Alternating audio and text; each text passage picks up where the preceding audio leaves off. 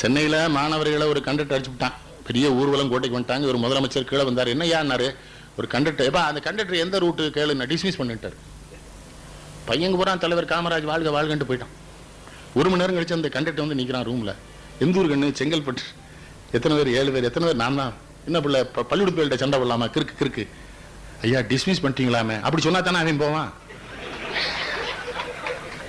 நீ போய் வேற ரூட்ல வேலை பாருன்னு. இது படிப்பல்ல பெரியவர்களே, அறிவு. படிப்பு வேறு, அறிவு வேறு. படிப்பு அறிவை தராது. அறிவு இருக்கணும், படிக்கணும். மற்ற தலைவனா பிரச்சனை உண்டு பண்ணிடுவான்.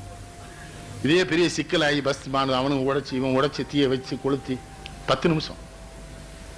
எப்படி தலைவர்? காமராஜர் மெத்த படித்தவரான்னு கேட்டாங்க. சிரிச்சுட்டே சொன்னார் ஒரு மேடையில, நான் எவன்ட்டையும் படிச்சவனே சொல்லலையே, எதுக்கு இதையே சொல்லிட்டு இருக்கானுங்க.